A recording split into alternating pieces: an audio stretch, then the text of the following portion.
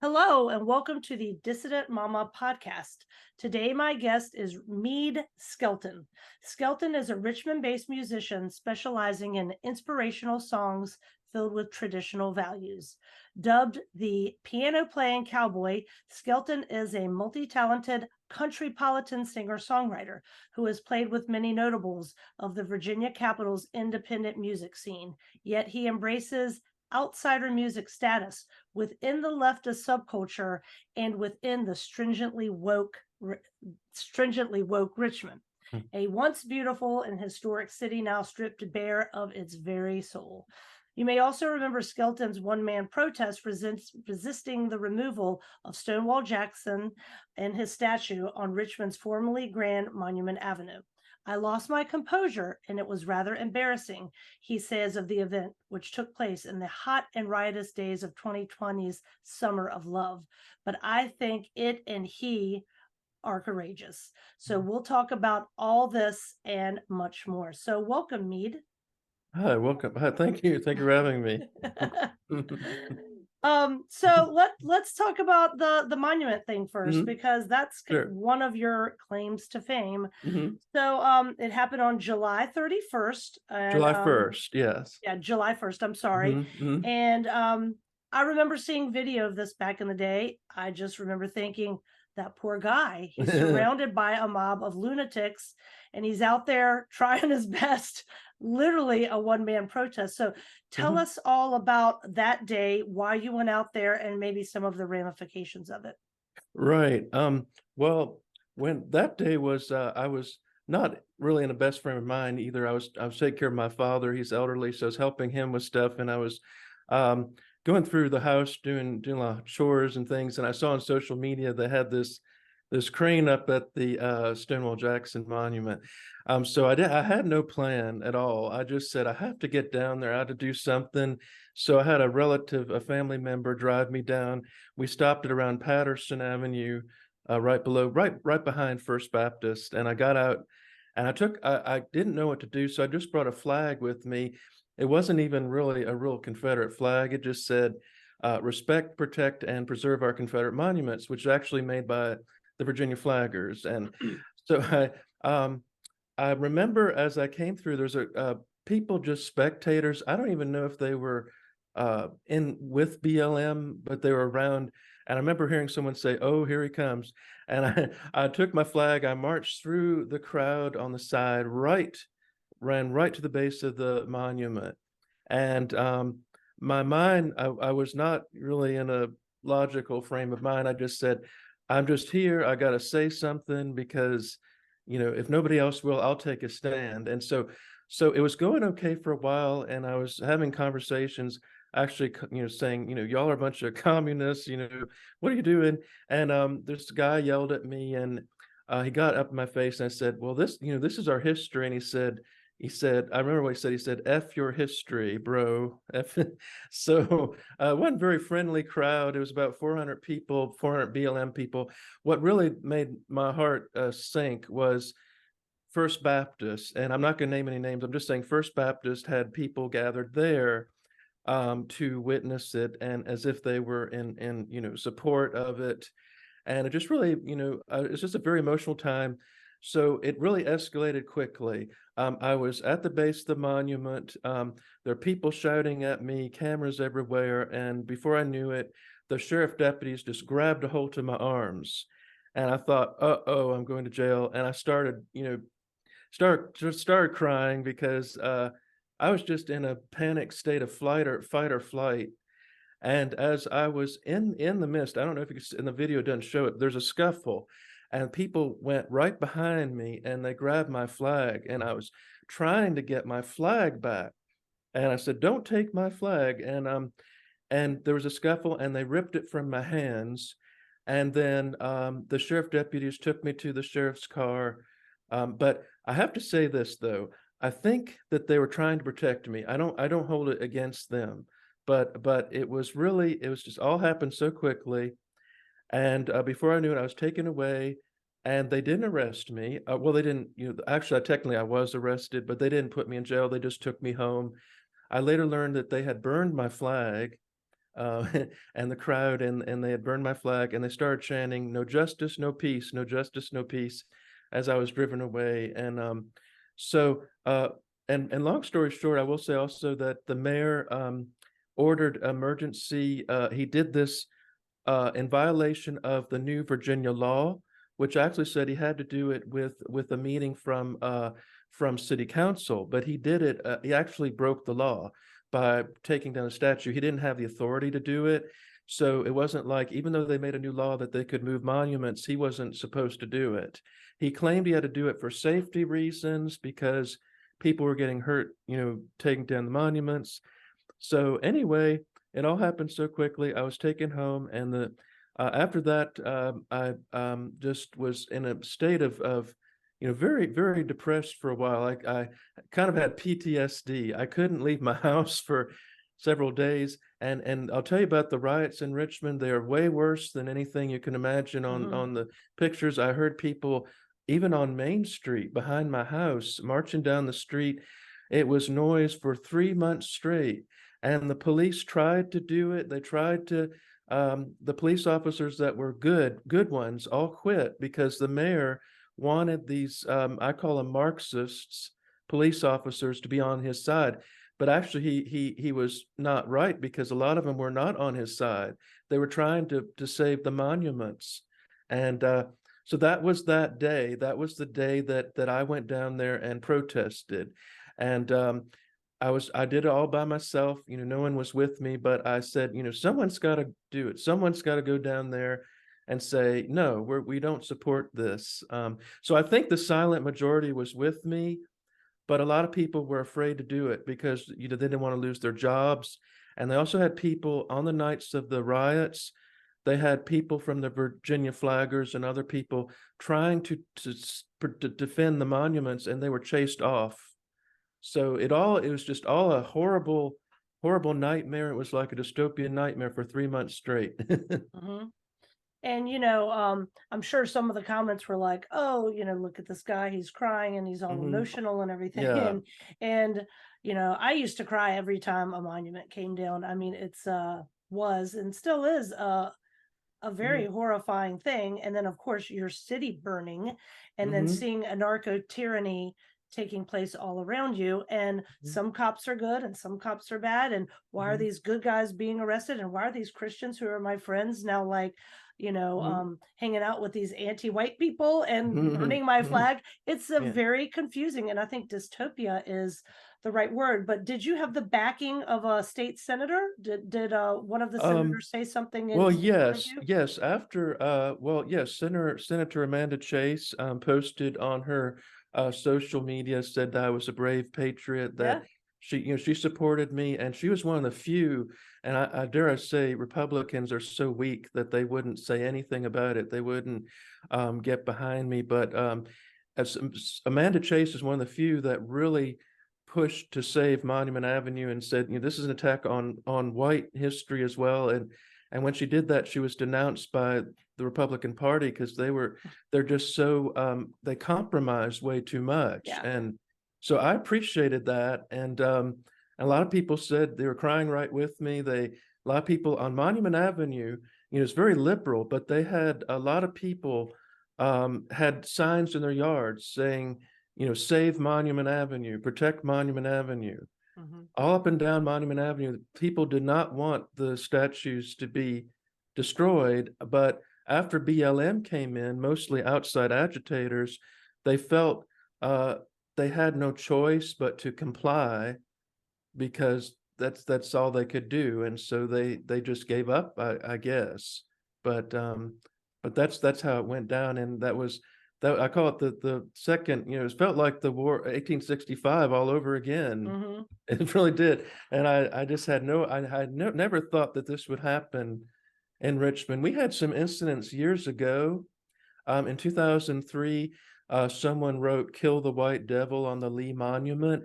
I don't know if you remember that, but they had a lot of people come out against that. They said, no, that's awful. That's horrible. A lot of the Black community said they didn't like that either. So this is all, I think, after 2015 and after New Orleans started on their, after they started going after our flags, I think it just all went down from there. And then of course they I think it was Silent Sam on the North Carolina campus, they Mhm. toppled that.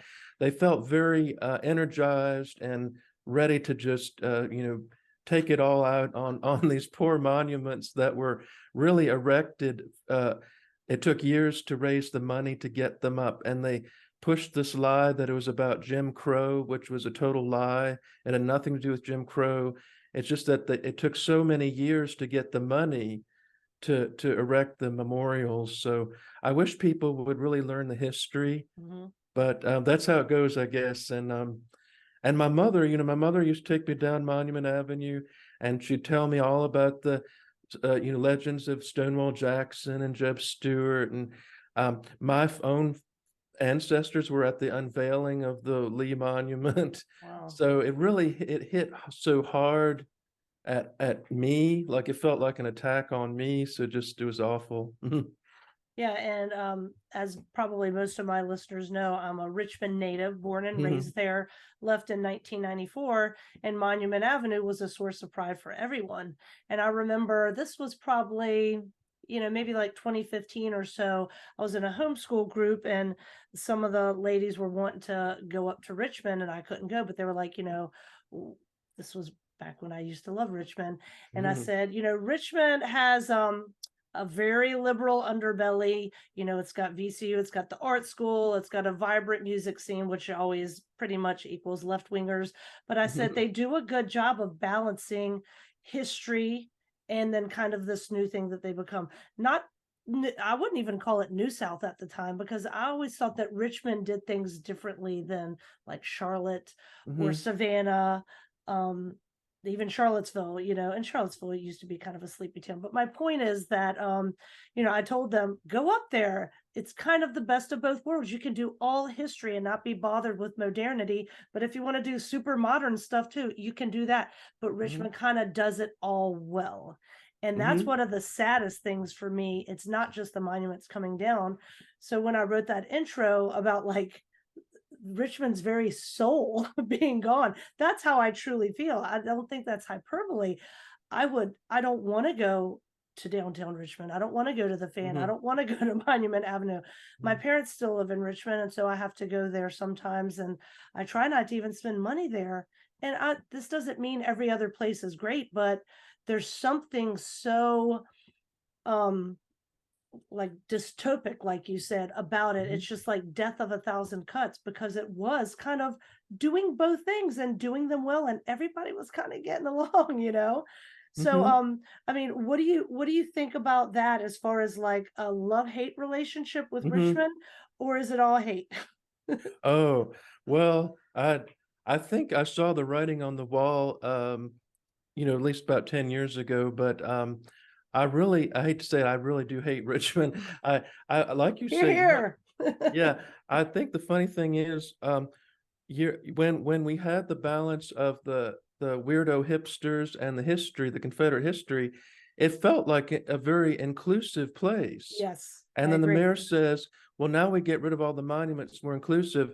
I've never felt Richmond has never been to me, what the way it is now, it's probably the least inclusive environment I've ever experienced. It's just completely not the Richmond that I knew. And I was not even born in Mhm. Richmond, but because I know it so well, it just isn't and I know things do change, but there's certain things I believe, like the soul of a place.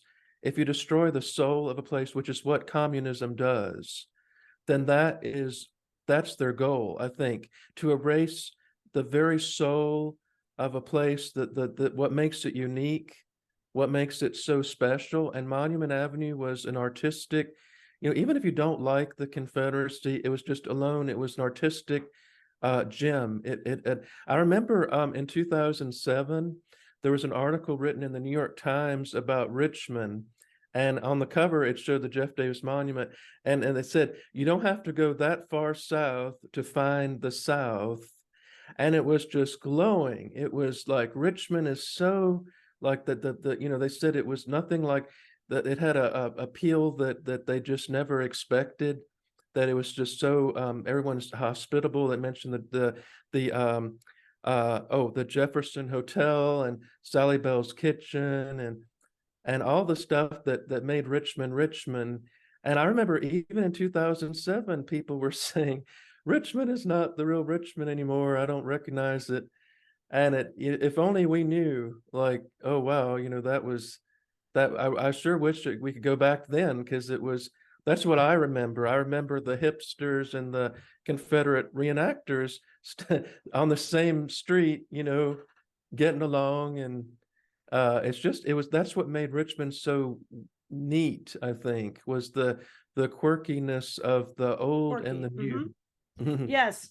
And it's so interesting. You can stroll down Monument Avenue, go to the Museum of the Confederacy, Mhm. Tredegar Ironworks, see all these things. AP Hill was buried, at the base of his monument, but you could go see a Guar concert too. You could go do all these things, Mhm. and it really was, I feel like the 90s were like the last kind of normal decade. And that was my heyday of Mhm. partying and traveling and doing all these things. And I just didn't appreciate it for what it was, because I was a lefty in the 90s, or just Oh, like a yeah. liberal, but I wasn't anti-Southern until I moved away to Wisconsin and was taught Mhm. to be. So I was for a while, but it really was everybody kind of getting along. I mean, people are going to listen to this and be like, "Oh, these horrible people were just not, being realistic about it." But Mhm. I lived there. I walked around. Mhm. Richmond was the murder capital of the world for a lot of the 90s, not of the world, I'm sorry, of the Mhm. United States Mhm. per capita, but you just knew where to walk and where not to walk. But I felt safe because I knew it and I knew the people. And I'll say something else too, that a lot of people in Richmond at that time were from Richmond, or at least Mhm. from Virginia. Right. Well, that has changed, and you're not Oh, from there, but you have roots, and I want to get to right. that. But going back to the monument stuff, Mhm. a lot of the BLM people who were there, accosting you and yelling at you and telling you to F off or whatever, they weren't even from the Richmond Mhm. area, were they? No. No, a lot of them were outside agitators. In Mhm. fact, 757, I think they were from like Hampton Roads BLM. But I remember seeing people, like they were talking about Charlottesville, where people were being bussed in Mhm. from other places. The mayor and the governor, I believe, were in cahoots, to orchestrate all this. And it just was, the media narrative was that, what really irritated me was when the statue of Stonewall Jackson came down, it started pouring rain, and they said, "Oh, those are the tears of slaves." That actually Stonewall Jackson, who taught the slaves how to read and write when it was illegal to do so, but actually, I think those are the tears of Confederate veterans being Mhm. vilified once again, that these were monuments to men that defended their homes. And now we don't have that. We don't have that story anymore. I dread to think of what they're going to put on Monument Avenue. They took the pedestals down as well.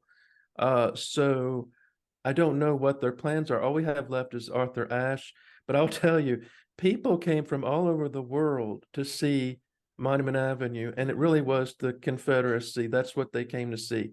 And now that we don't have that anymore, it just feels like the city is really empty. It just feels like a void that I don't think will ever come back from. I hope maybe there's talk about, they're trying to erect another Lee monument somewhere else, but it just won't be the same. And I Mhm. guess that's just how it is.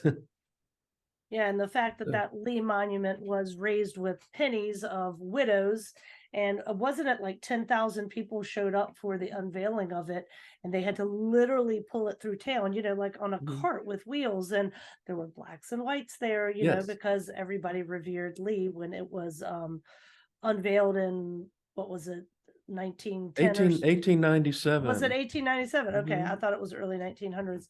So yes, and artistically, I mean, that's a whole podcast into Mhm. unto Right. itself.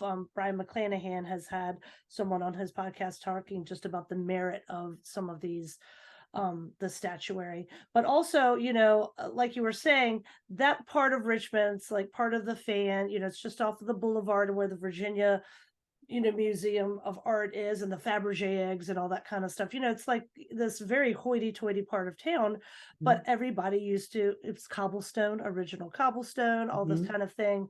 The homeowners around there, even that maybe don't love Robert E. Lee, I mean, I'm sure their home prices have like, tanked. One of my best friends, her family lived on Kensington Avenue. I mean, I'm guessing, that their prices of these beautiful old homes, these old row homes that are gorgeous and all Yeah. renovated, have just tanked. So whatever, that's what happens when you let the Lee Monument come down. Right. So And the thing is, I think Richmonders, it's funny how like they pretend to be progressive, but I think Richmonders really love tradition. That's one of the things I notice about it. And it's not that you can't find old Richmond, like I go to places like we still have Ucrops Market Hall. There's another place that I go to, another grocery store, and everyone in there I can tell is a Richmonder type person.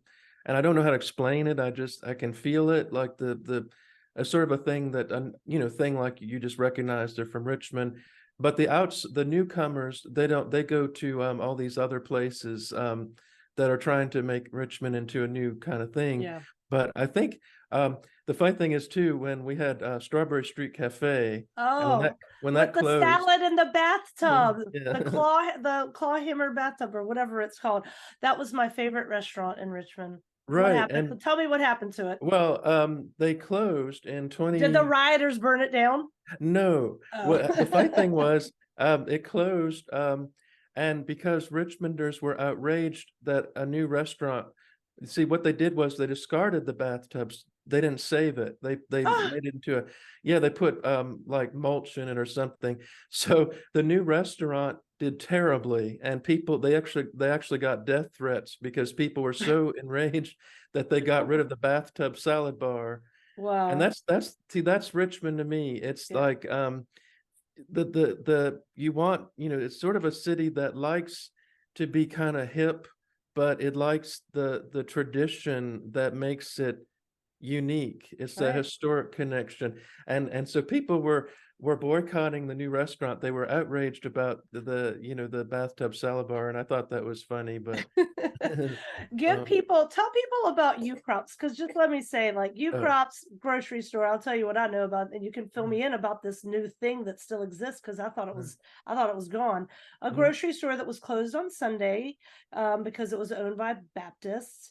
And mm, like my cousin was a manager at one. Everybody I know bagged at U Crops because like you could just be a bagger there. And this mm, wasn't the day where they asked you paper or plastic. They would bag your stuff and take it out. There was no question. It was just like they're loading it into your car and you're having this great, pleasant conversation with this hospitable youngster that's loading the stuff into your car. And it was a Richmond thing and it was so successful. So I thought it was a thing of the past. It still exists. Oh, well, Ucrops, the grocery stores are closed, but Mhm. they opened up a Ucrops Market Hall, which is like a cafeteria. It's really neat. It's on Patterson, if you remember Patterson and Three Chop. I lived right off of Yeah. Patterson and Three Okay. Shop and Parham Road, right in that hood. Yeah. So it's really neat. They have all the old Ucrops food, all the Ucrops hospitality and everything, and it's got like a cafeteria, and it's so Ucrop still makes food, and you can get it at the local grocery stores. The chain itself is no more. They're bought out by another Interesting. company, but yeah, but I think it's nice that at least there's some semblance of Richmond, to remember, and sort of like, it's just where people were, I know where I can find real Richmonders that go to the Ucrops Market Hall. And there's another place called Libby Market, which is Mhm. like Ucrops in a way, and it's like a very kind of upscale small grocery store, but everybody's same kind of customer service. Yeah. So I go there, and it's but again, sort of like Richmond's been compromised. And I guess it's a lot of cities. Richmond is just, I've been to Nashville, I've been to Charleston, I've been to Savannah, but Richmond just has such a history that was Monument Avenue was so unique.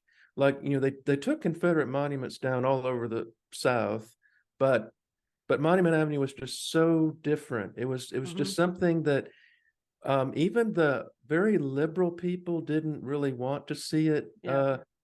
But that far communist element, when they got a hold of everything and they got everybody emboldened, that's when it all just exploded. And so that's where Richmond is now. It's just, it feels like I just live in, well, I had to say, I feel like I live in Baltimore on the James. That's what it feels like. This feels like that. Just doesn't feel, like Richmond, but And Baltimore used to be a nice city. That's a whole nother right. podcast. But yes, that used to be a nice city as well.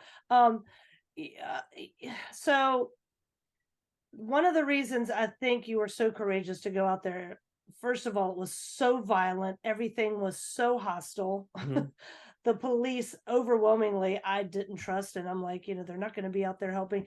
And like you said, mhm, it was like having this out of body experience for people who can't remember 2020 for some reason because they've had to shove it deep down inside, mhm, to like be able to survive because it was so mhm, insane.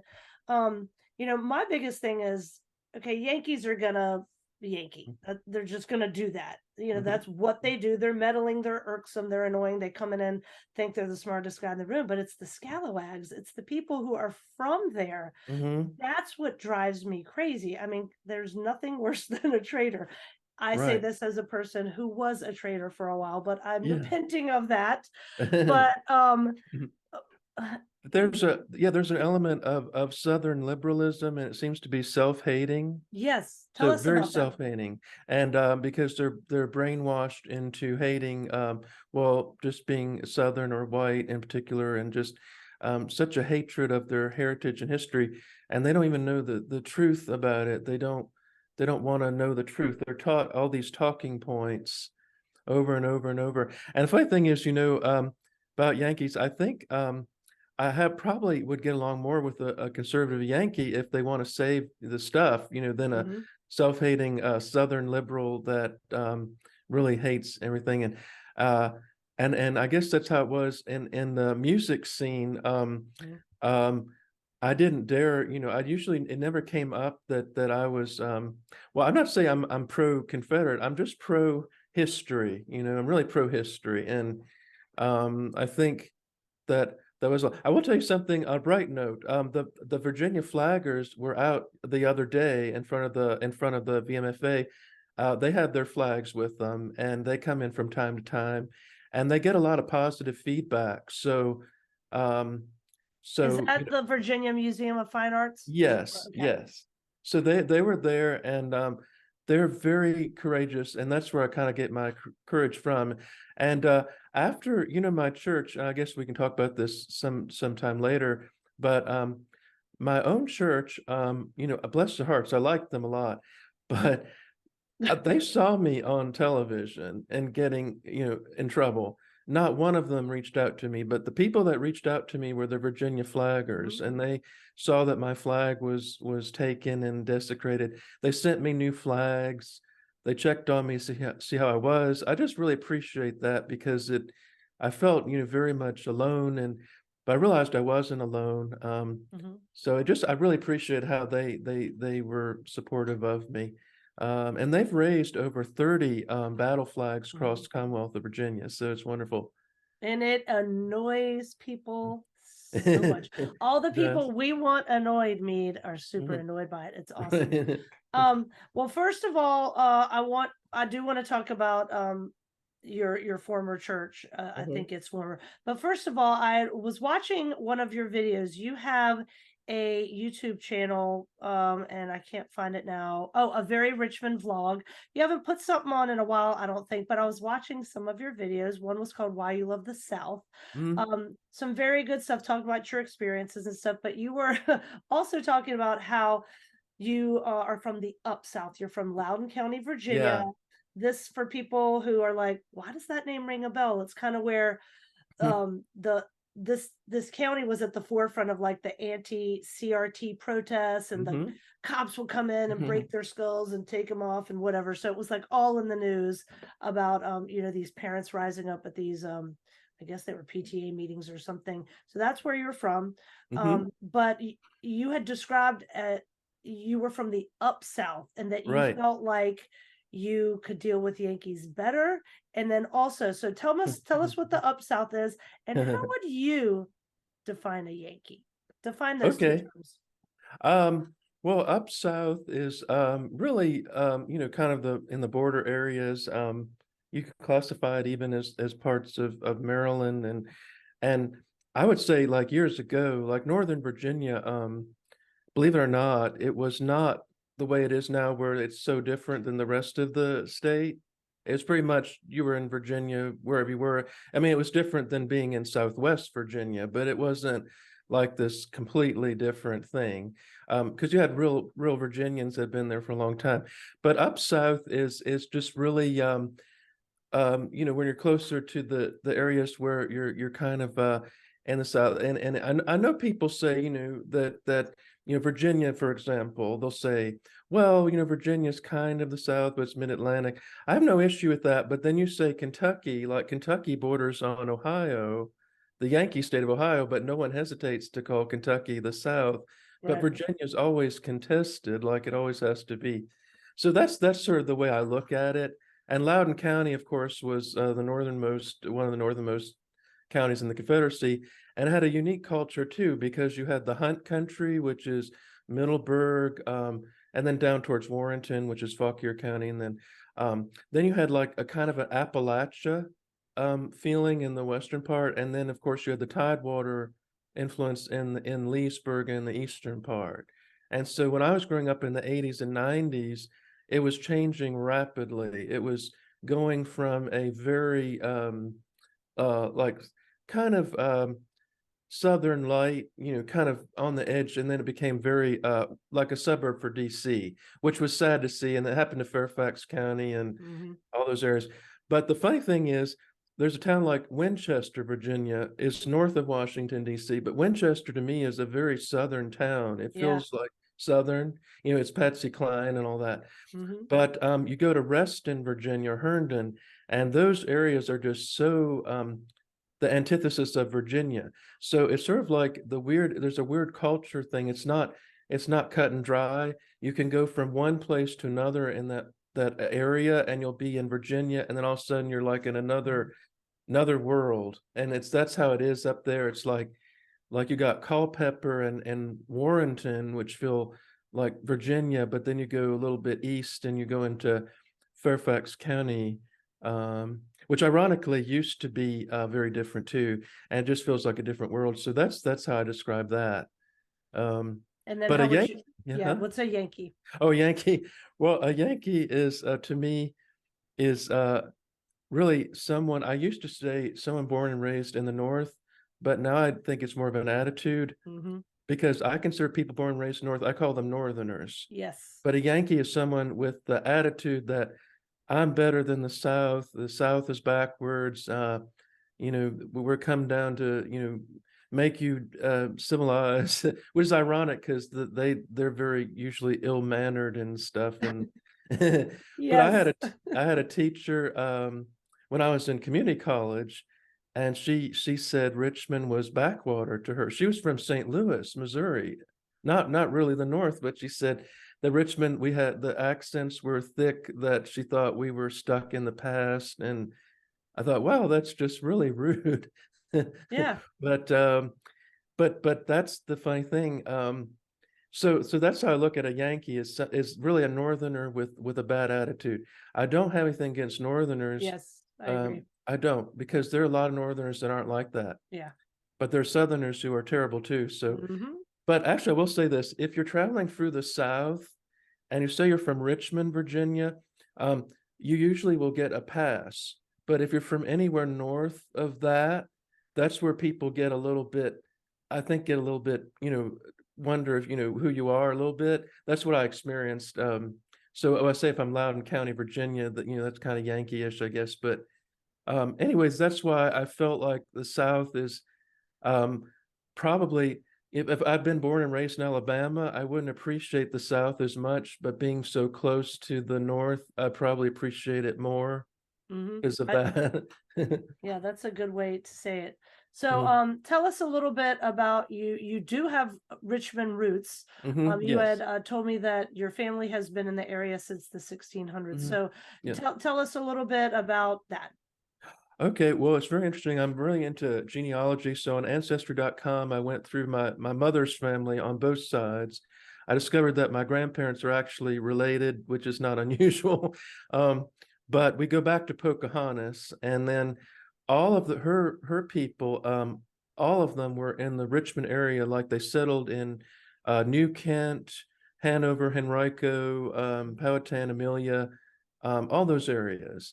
And then there was some from further south, like we have some from down in Charleston and some down in Mississippi, but most everybody on her family was all from that Richmond area. They all kind of gathered there, and there was so much intermarriage that when I went through my family tree, I discovered, oh, there are cousins, cousins, and um, so it's just very interesting. But they came to the actual city of Richmond.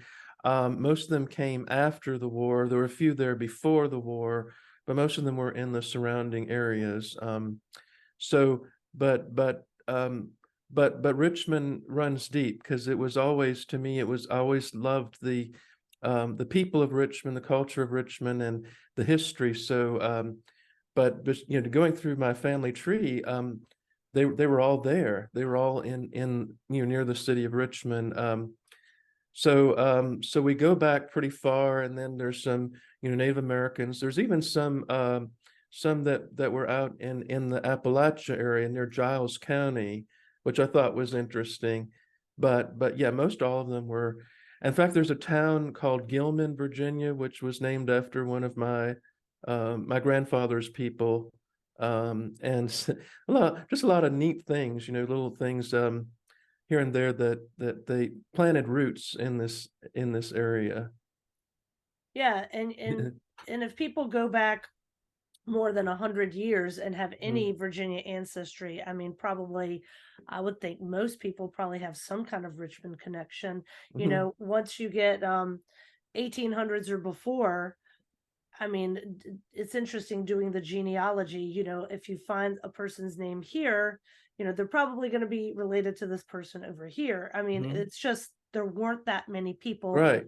People didn't really Yeah. leave states the way they did, Mm, back right. back then. That all started in the 1900s, in the 20th century, and then of course that was all like before like mass immigration and everything. So, everybody who has some kind of Virginia ancestry probably has roots to Richmond. So Mhm, that's a really interesting thing.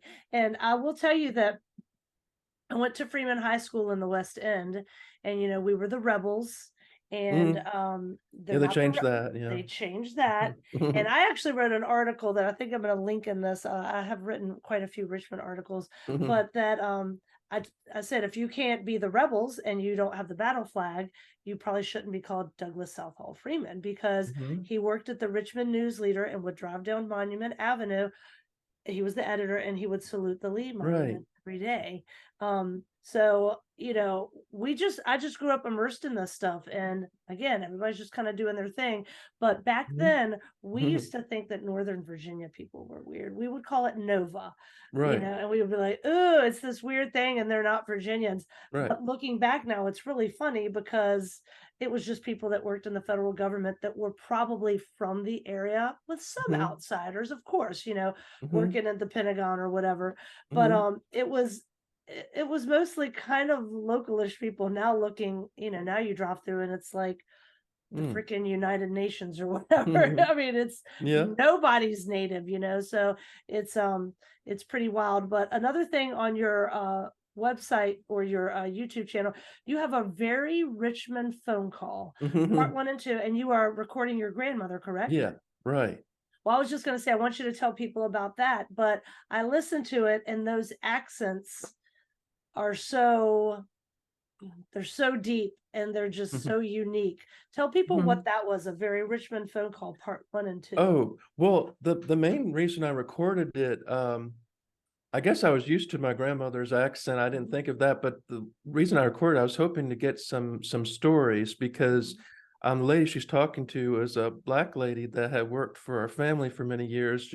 She had practically raised my mother. Her name was Janie, and she goes way back. Her family in the near Richmond, and she lived to be 106, which I think is neat.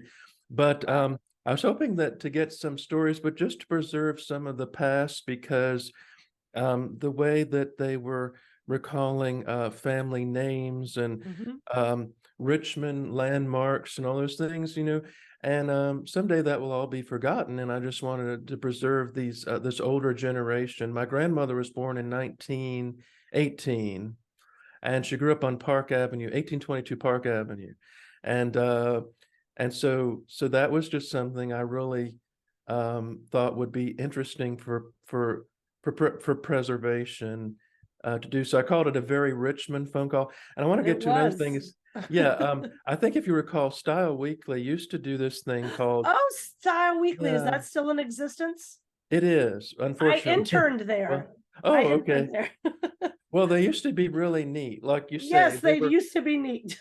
They were liberal, but not like Yeah. crazy communist. But they used to do a thing called "You're Very Richmond If," and Okay. that's why I called it a very Richmond phone call, because one of the jokes was, "You're very Richmond if your idea of multicultural is inviting someone from Chesterfield to your dinner party." That was one of the jokes South in the. side. Woo. Yep. Yep. It's just, I so it had jokes, it had things that people really could get, but the sad part is if you did that today, people would not they wouldn't get it yeah. because there's no Richmond There's to no there's there's no Richmond. So that's where that came from. And wow. yeah, but I liked my grandmother. She would tell me stories about Richmond and all these things, and so I liked hearing the stories, and that was the main thing. Yeah, so you're blowing my mind with Style Weekly. I totally Mhm, forgotten all mhm, about that. And I remember that series, and I did an intern there in like 1992. mhm. Wow, blast from the past. Well, let's talk about some more. Just I was making some notes. One of the things that gets on my nerves about being anywhere, like I live in North Carolina. I'm not from here. My Mhm, grandfather's from here. So, there's Carolina roots, but I'm mhm, still like not from here. mhm, So I pronounce things the way they pronounce them here. I don't mhm, come in and say, well, that's not how it. So there's a place called Monticello. It's mhm, spelled just like Monticello, but I mhm, call it Monticello because that's what the locals call it. mhm. So how do you say the Indian tribe that lived in Richmond and it starts with a POW? How do you say that? Powhatan? Good, Mhm, Powhatan. Okay. mhm. The road that is Mm. near Patterson and Three Chop, and it starts with a PAR. Parham. Thank you. Parham, because I've heard Mhm. people say Powhatan Oh, and no. Parham. Yeah. Now, this is in the West End, so it's not in the fan, but Mhm, it used to this road used to have a school on it named William Flood Bird Middle mhm, School, and mhm. they changed the name and it starts with a Q. What do you call the name of that road? Do you know that? Quioccasin, I think. Thank you, Quioccasin. Yeah. Because now I go there and people call it Quioccasin, and Oh, I no. want to go punch people. Yeah, that's the I'm only thing. Yeah, like, but Virginia names are very "Oh." unique. Yes, And just in Richmond, but also a lot of places. And also speaking of Douglas Southall Freeman, he had dinner with my great grandmother had dinner with them, and she hosted. I can't remember, it's just some Richmond Ladies League or something. And my great nice. grandmother used to go to Miller and Rhodes Tea Room, and she Miller. used to. They get a little bit tipsy, and then of course there's Tallheimers and all that stuff. Alzheimer's. Yeah. Yes, and you would wear dresses and white gloves and go to the Tallheimers at Christmas time and all that Mhm. kind of thing. Oh my goodness. Right. One more name. The freeway you take to get from like the West End down to the city, and Mhm. it starts POW. Powhite Parkway. So we Uh-huh. always called it the Powhite. Oh, Powhite. Okay. Powhite Parkway. Well, yeah, I remember. Yeah, those names are kind of fun. Yeah. But yeah, that's kind of fading too, and a lot of people don't remember the old names. And of course, there was another school too that changed its name. Oh, of course, uh, what was it? Lee Davis. Hmm. But I will tell you this: the funny thing is, they didn't change the name of the street, so it's still called Lee Davis Road, Uh-huh. and they still have a Lee Park. In fact, I was just there recently. They have a Lee Park drive, and it's. I just hope that they can. I don't know how long before they do that, redo that. But Yeah. I just don't get the point of changing the names. It first of all, it costs a lot of money, Yeah. but they want to do that up in Loudoun County too, where I used to live. There was a Jeb Stewart Road. They changed that to something very generic, Hmm. like Country Road or Yeah. something. They always change it to very boring, uncreative names, and I don't understand that at all. But as far as Northern Virginia goes, there always was a resentment between Richmond and Northern Virginia, but sadly, what I see now is Richmond wants to be Northern Virginia. They want to be Yeah. like, you go to Short Pump and you can't tell if you're in Short Pump or Fairfax, and um, Richmond is like an outpost of that, and it's becoming like that, which is sad. But I guess that's how it goes. But but Loudoun County, also getting back to Loudoun County schools, one of the blessings, and I believe God had a hand in this, because if we hadn't had those shutdowns, that's how the parents found out about a lot of the questionable material, was because they were having these Zoom conferences, and during the Zoom conferences, a lot of this information was leaked in Mm. Loudoun County about well, I can't use the word. There was an incident in the bathroom with a male student, a female student, he was identifying as female. There were these very sexualized material in the libraries. But if it hadn't been for the lockdowns, the parents wouldn't have really found out. Mhm. A lot of these parents, I would say, I call them part-time liberals because they say, "Oh, well, we voted for a moderate Democrat," but they really, when push comes to shove, once their kids are forced into this stuff, they realize they made a mistake, and then they started speaking up, and that's how Glenn Youngkin really won. I think was because of the Northern Virginia and the schools up there. Yeah, they call that the red pill, right? You think, Red oh, pill. yeah, I'm fashionable, and people will say I'm fiscally conservative, but socially liberal, and it's like Mhm. those are diametrically opposed things. So, so sometimes the clown world wakes people up. But let me ask you one more thing before we move on to the next topic. You had mentioned the Easter parades on Monument Avenue that you love Yes. so much. Tell people about that again, just to give people like Mhm. a slice into what this beautiful avenue used to entail. Okay, well, the Easter Parade on Monument, of course, was not really exactly a parade, but it was so colorful. You had bands up and down the thoroughfare, people walking down the street, decked out in their like Easter hats and colorful, and everyone was like, people of all races. Like it wasn't segregated. It was everybody was there. You had black gospel choirs singing in front of the Lee Monument. You had bluegrass bands. You had all kinds of different music.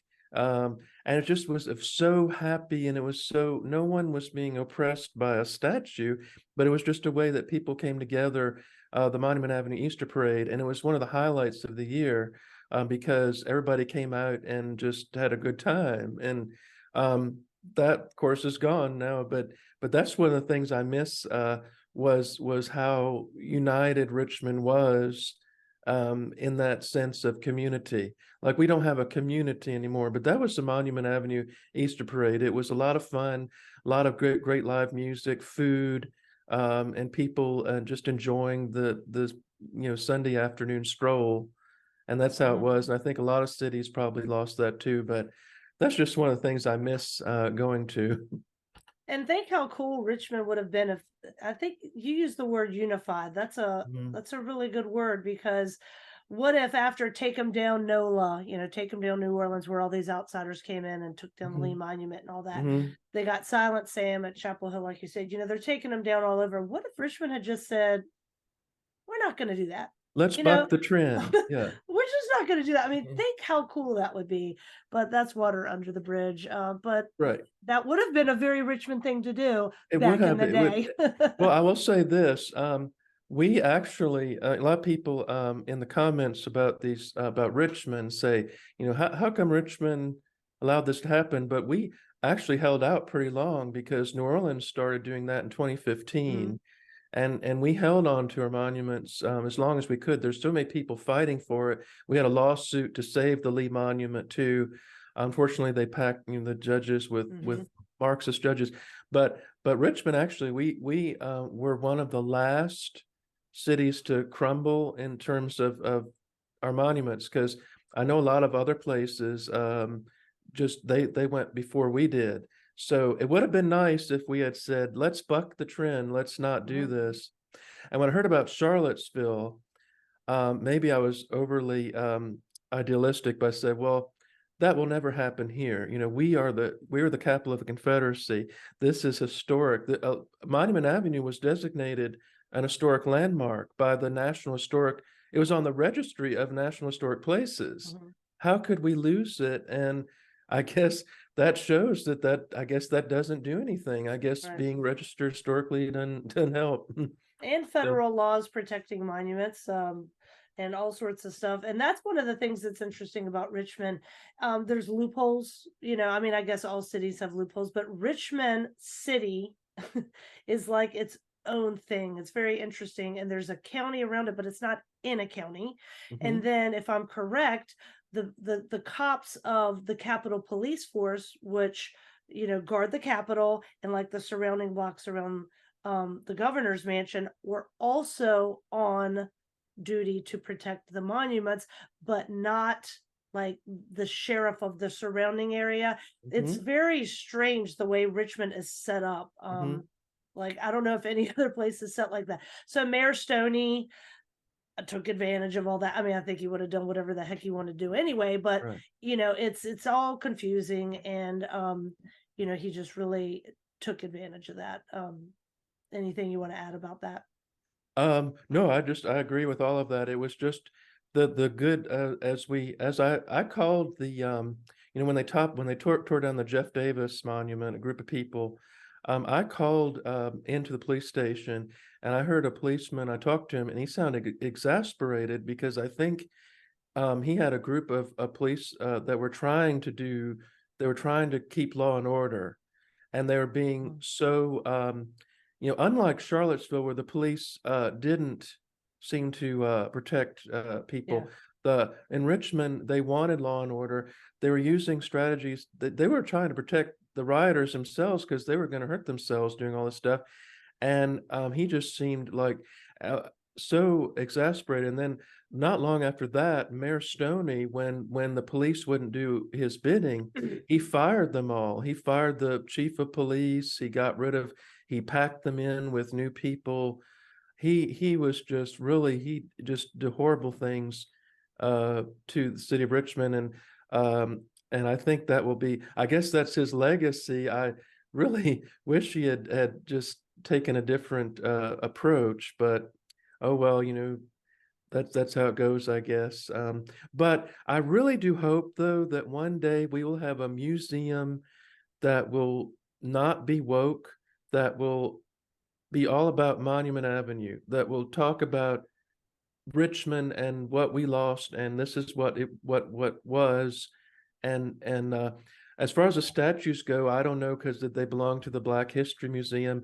I don't know what they will do with them. So, but I really hope we can tell our story at least in some way. But Yeah. what we do have left, though, and I will say this: we have Hollywood Cemetery. They still have the Jeff Davis Monument there. They still have the history there. It's not this, it's not Monument Avenue, but at least there's something left. But that's all we got. I Hollywood know. Cemetery, and that's it. So, I actually did a photo blog of Hollywood Cemetery because mhm, I'd gone there, whatever, with my family a few years ago. Had been there growing up a bunch, but really, this was before 2020, but it's just so beautiful. And there are so many famous Americans buried there.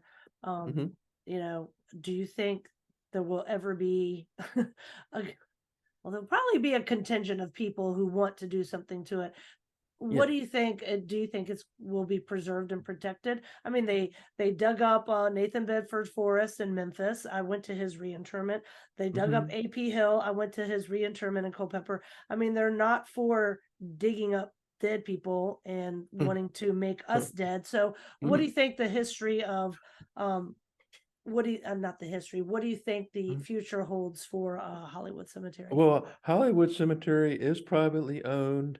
I honestly don't know. I think we'll have to be there'll have to be a group of people like those women years ago that got the money for our monuments to say, hey, we should have, something honoring our Confederate dead. Um, what I would have liked to have seen is move some of the monuments, like, well, ideally they shouldn't be moved at all, but Yeah. if they could have put Stonewall Jackson even in Hollywood Cemetery, there's room in some places that they could have put some of the Yeah. monuments there. But I honestly don't know. I know that they had vandalism recently, about a year ago. They don't allow you to put they took down the it's the one of the Confederate flags. It's not the stars and bars. It's the white one with the flag in it. I don't know if that's the first national flag. It used to fly over the Jeff Davis Monument. They took that down, I Is think it for the blood stained with the red on Mhm. the edge? Yes. Yeah, the bloodstained banner. Yeah, they removed that. But as far as that goes, it's anybody's guess. I know that Lexington renamed Stonewall Jackson Cemetery. We still do Lee Jackson Day there. They Yeah. renamed that. Lexington, the College of Washington and Lee University went after Lee's horse Hmm. and took that away. So if they're going after horses, I don't think that they're not going to be happy. What this was, I think, was a communist insurgency. I really Hmm. do. That's the only way I can explain it, because I think this is what they wanted. It's Confederate monuments were just low-hanging fruit. They want all America to be erased. Hmm. And that's why some of the Republicans who said, oh, well, they're just Confederate monuments or they're too controversial. I don't think they get it that is the road to our founding fathers. That's the Yeah. road to everything else. So as Did far as they Hollywood, I don't know. actually dig up Traveler or just remove his plaque? They removed his plaque Okay, and they but his re body's still there. his body's still Okay, there that's what I as thought. far as I know, but it's just very odd. It's just the whole thing is strange to me. Racist horse. That is Yeah. why Well, modern yeah. times are so oppressive. Racist Yeah. horse. Yep. Oh my goodness.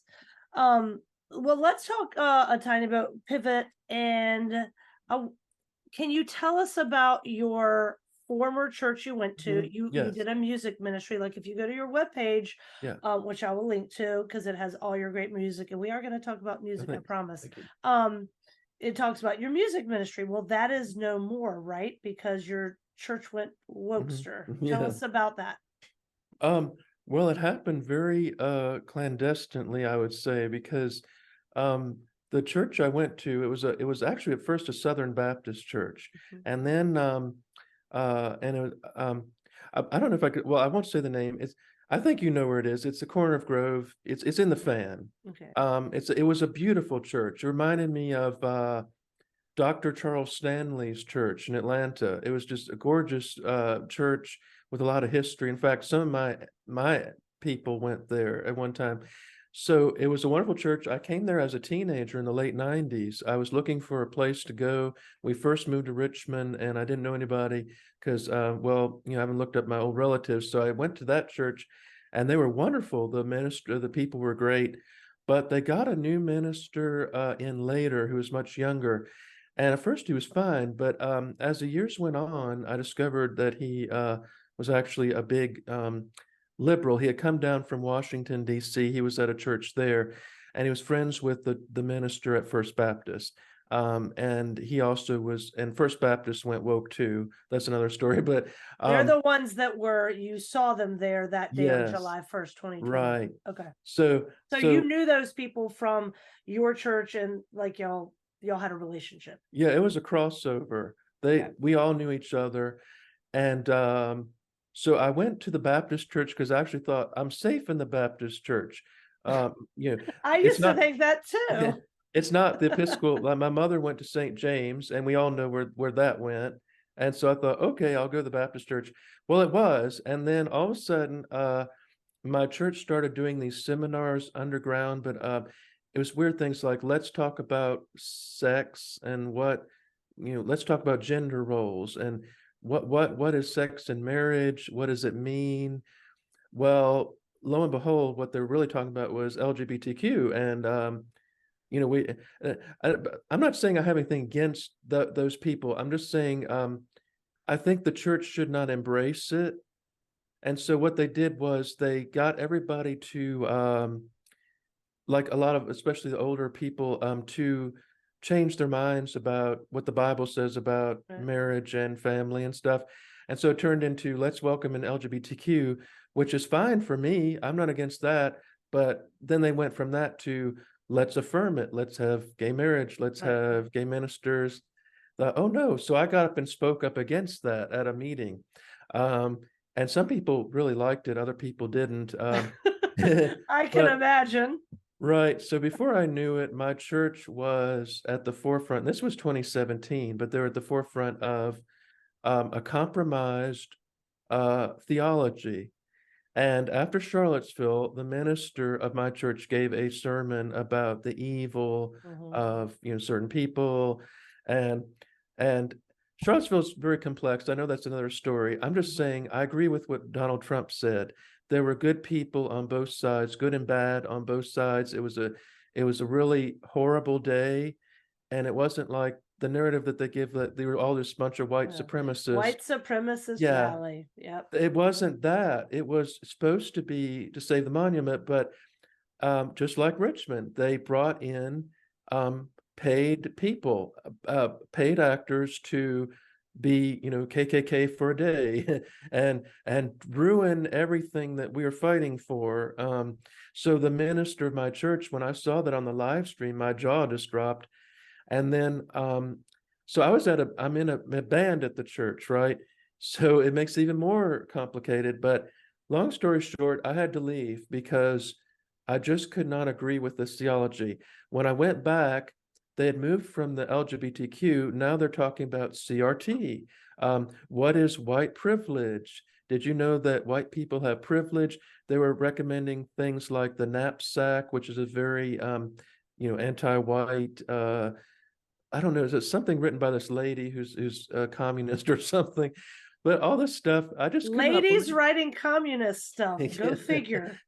I just couldn't believe that my church took that turn. I just couldn't believe it. I never would in a million years.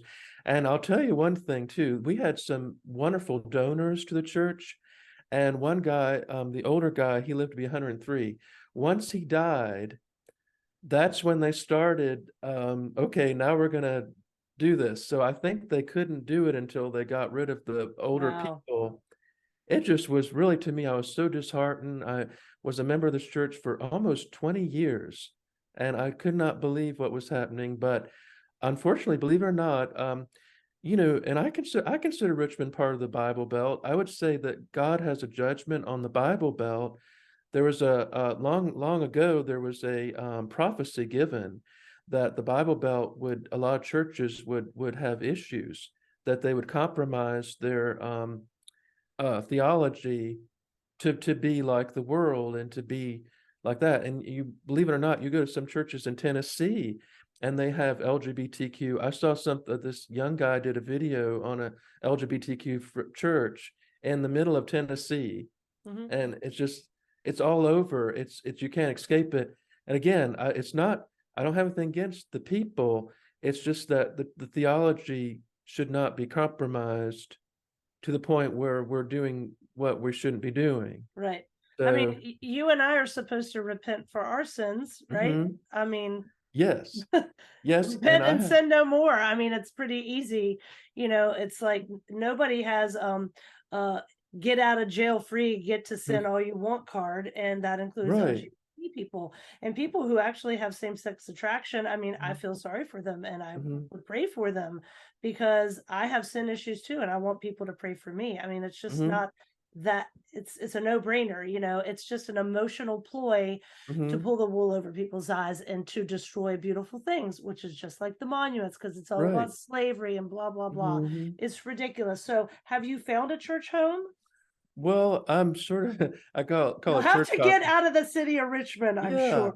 church hop well, believe it or not, there's a good Anglican church, which is very biblical, very, traditional in the city of Richmond, that I do like. There's some other Is churches. there a female leading it? No, Excellent. no, in fact, it's a minister from South Africa, Okay. and he's really good.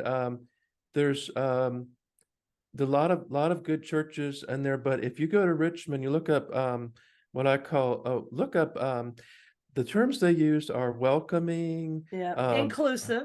inclusive, diverse, Hmm. these things which not even it's not that they're bad things, it's just that they have nothing to do with the gospel of Jesus. They're just political terms. And if you look up welcoming church, you will find thousands of churches in Richmond that are that way. And they put up the rainbow flags, which actually the rainbow belongs to God. It was for Yes. Noah, that he would not flood the earth again. All of this has been perverted. Richmond, so that's just how it is. I think in a lot of places that are going through this, but I just when that happened to my church, and then right after that, when what happened to Monument Avenue, um, you just never think it will happen in your Hmm. own backyard until it does. And I was thinking of the people that lived under communism, the people that lived under even the Nazi stuff and the dictatorships all through history. They probably did not understand. And if you had talked to me years ago, um, I was so focused on music, I didn't even pay attention to politics, and I was deeply in the music scene of Richmond. Um, I knew there was an undercurrent of that, but it didn't register with me. I just thought, oh, well, I just want to sing, you know. Yeah. There was other stuff to So, talk about, like right, and music.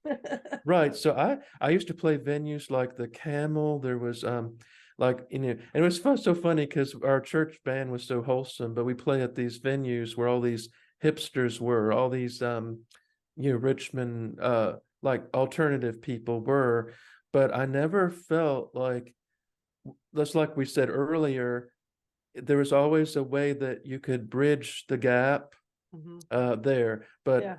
that is no more. I think I couldn't bear the Richmond music scene with what they've become. So I usually play outside of Richmond.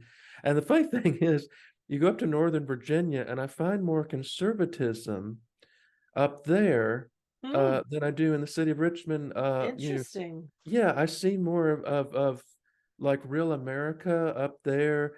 And ironically, years ago, I wanted to get away from it because I thought it was changing, but now it feels like normalcy is more, you get up to I don't know, even just Loudoun County or but of course I don't consider like Winchester to me is not Northern Virginia, it's Yeah. Shenandoah Valley, but and actually a lot of places up there managed to keep their monuments. So, it's just weird how things just go one way or the other. Yeah. But Yeah. that's just how it would happen. In Virginia, Richmond had the allure of being a state capital, and state capitals are always magnets for Well, weirdos. that's And where the swamp is. yeah, Every capital in every state, that's where the swampy creatures are. yep, absolutely.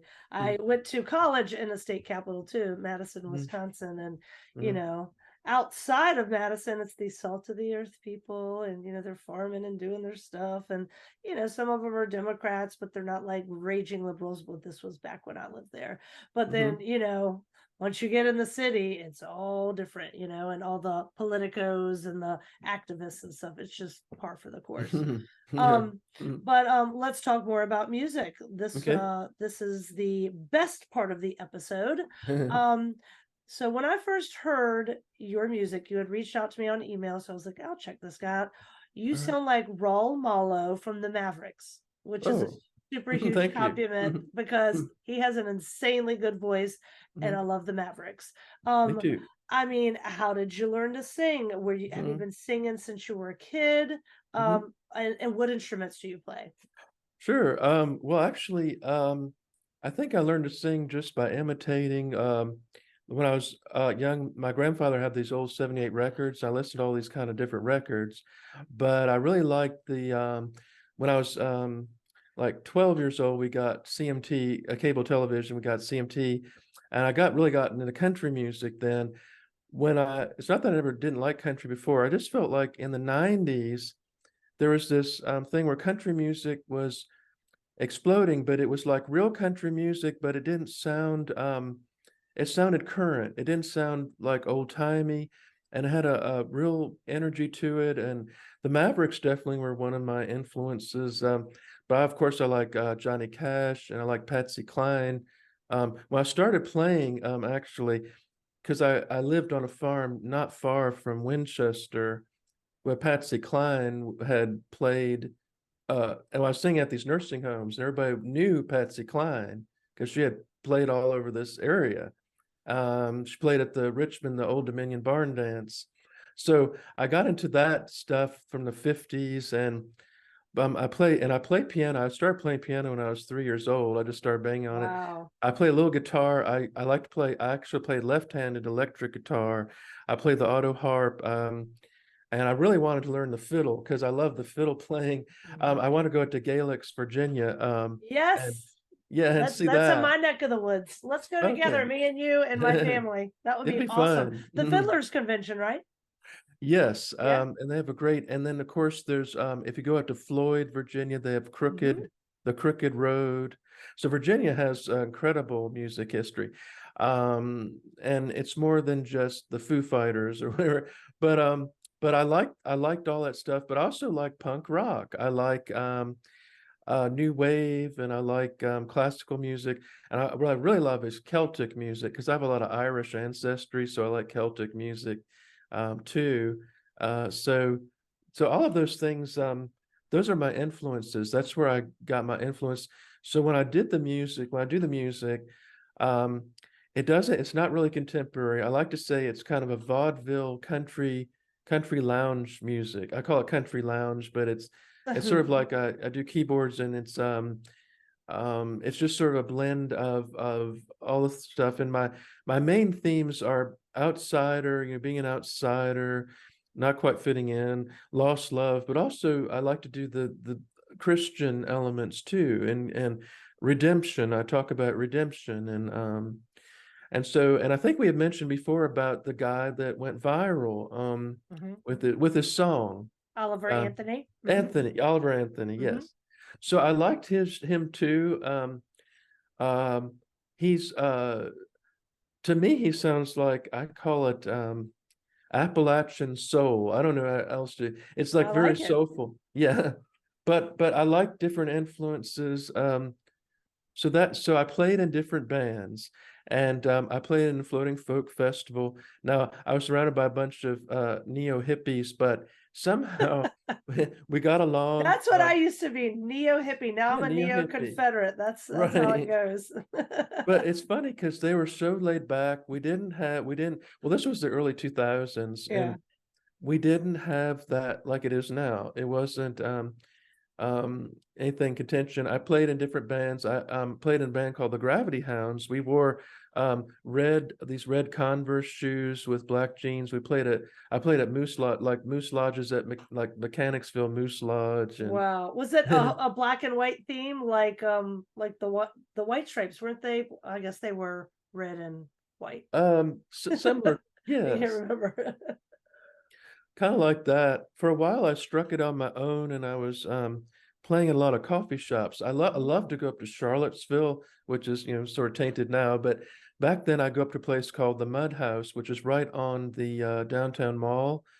And I play at a little coffee shop there, and I make tips, and it was so exciting, and I got to meet people. But the biggest thing I did was I sang for America's Polo Cup. It was up in Loudoun County at Morven Park, and I got to open up for an Italian opera singer.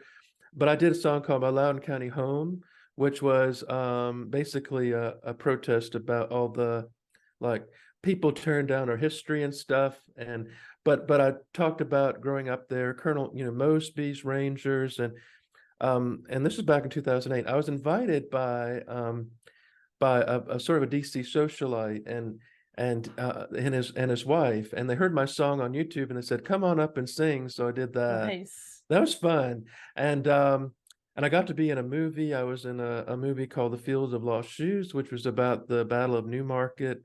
I'd play a Yankee, but I got a close up, and I got to be in some battle scenes, which was a lot of fun. Where can we see this movie? It's available on DVD. Okay.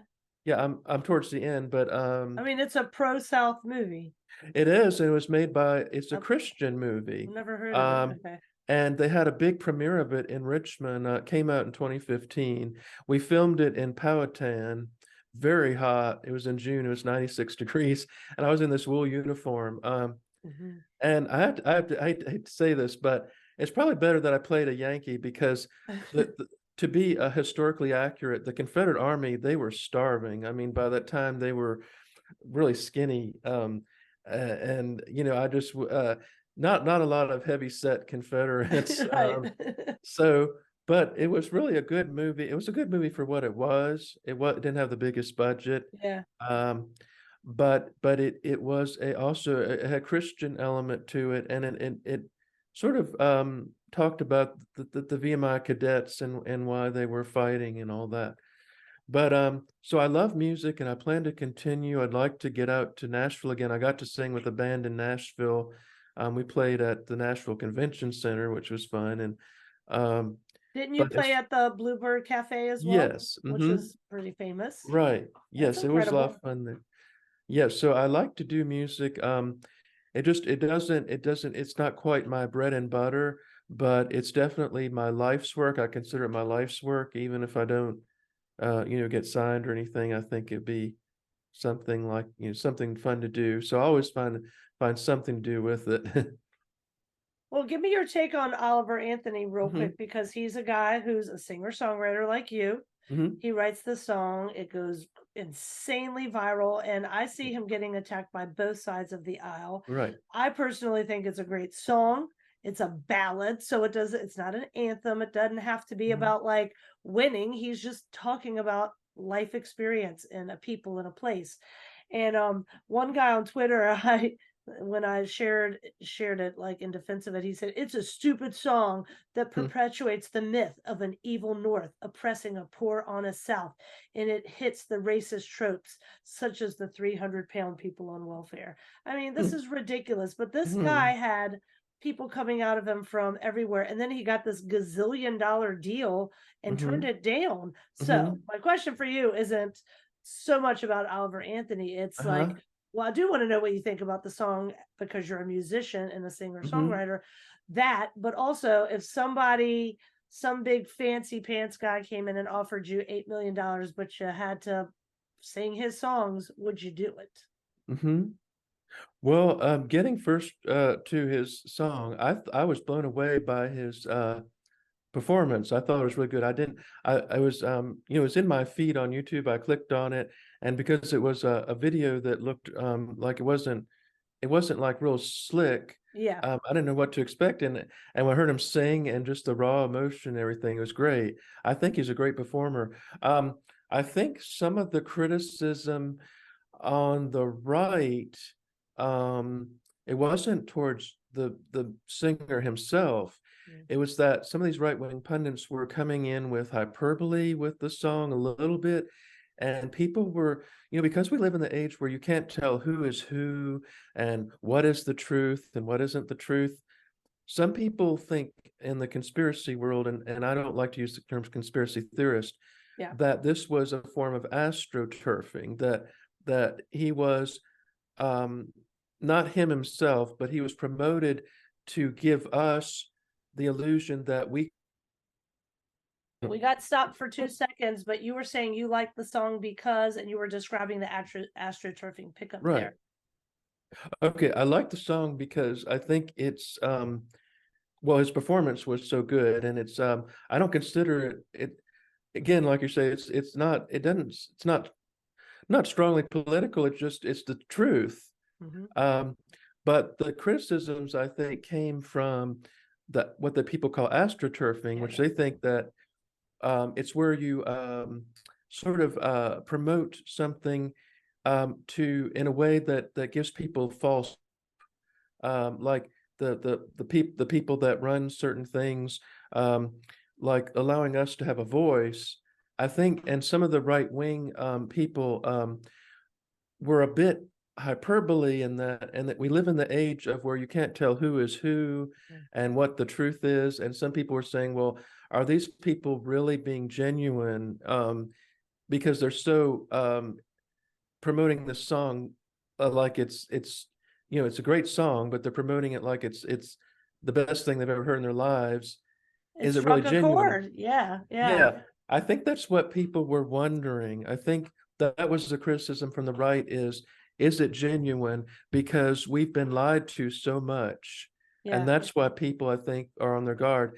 And I was one of those people, unfortunately, but I think he was brave to turn down the deal. And for Mhm. myself, I think I probably would have too.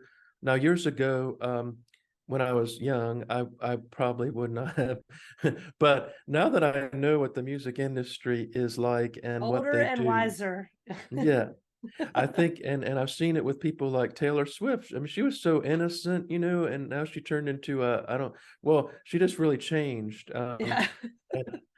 so to speak. So Yes. I think I would be very uh, um I would not do that. However, I heard that he's getting offers from John Rich. He's a conservative musician, and he's not really part of the industry anymore. And I think there are things that are more along his line of value systems. Mhm. That his value system. That's what I don't like. I don't like compromising my values. So I think I agree with Oliver that it would be compromising my values to take advantage of Yeah. something like that. So that's where I stand on that. It was such a good exercise too, in real music. Like you said, not this fancy video. And then it struck a chord, 3 chords in the truth and all that kind of thing. But I think this is the people on the right who are like, it's only popular because they want us to hear it. And I'm like, Mhm, okay, I'm a skeptic. I'm as distrustful as the next person when it comes to like the powers that be. But if you mhm, can't enjoy a daggone good song, mhm, that's the psyop. That's the trick, is to make your life so joyless and sad mhm, that you can't even like a good song. And so that's one of the things I like about your music, is very mhm. raw and real. And one of your Yeah. things could go viral. Of course, after this interview, you're going to go viral. And millions of people are going to see your stuff, but that's what good songs are about. They're Mhm, just about people's experiences. And so that was my like pushback against the right wing and the conspiracy people, because I don't like to use the word conspiracy in a bad way, but if you're mhm, so distrustful, thinking that nothing's real, well, you've mhm. already lost. I mean, like, Right. give it up, it's time to jump off a bridge at that point. So that's ridiculous. That means that the evil has already won. So I liked Yeah. the song. I love your songs. I'm Thank going you. to link to your website, of course, and I'll put in the show notes some of my favorites. But what else do you want to tell people just about yourself? Oh, and that it says on here that you're Mead. How do you pronounce your last name? Halfie? Huff. Huff. Huff. Okay. Yes. But you went by Mead Skelton as a musician. Right. So what do you, Mhm, Mead Skelton, want to tell the mhm, world about your music, and any mhm. last things that you want the world to know, Sure. just about your experiences and your music specifically? Well, about my music, So first of all, I don't claim to be a great musician or a great singer-songwriter or anything brilliant. I like to express myself through music. It's a wonderful medium.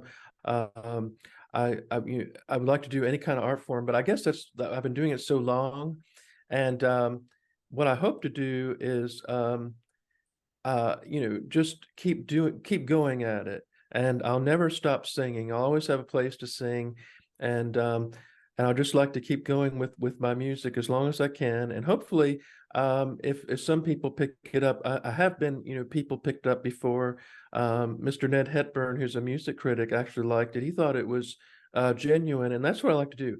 I Yep, feel it like if is. It's genuine. Thank That's you. a good word. I'm writing it down. And so it's like if you can't be original, the best thing you can do is be authentic. Yep. And that's what I try to do. And I just write about what I know. Like what I know is um just what I've been experiencing my life. And so um but I take my life story and I put it to words. So what I'd like to do is just encourage others to, reach for the stars, keep going, never give up. It doesn't matter. And I'd rather be a failure than what I call a loser. And I don't like to use the term loser, but I feel like you can fail at something but not be a loser, Yeah. because you don't give up. You just keep going, and I wouldn't trade it for a minute.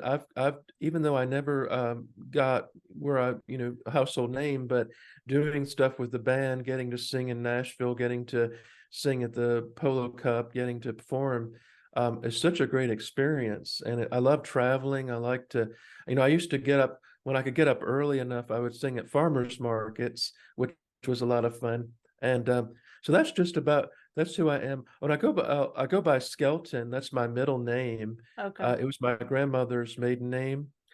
Just because I have a short first name and a short last name, so I figure it'd be better to go with Skelton. Uh, and I get the name Mead.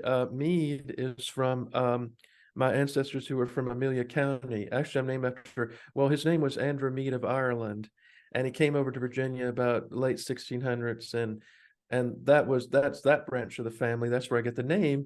Wow.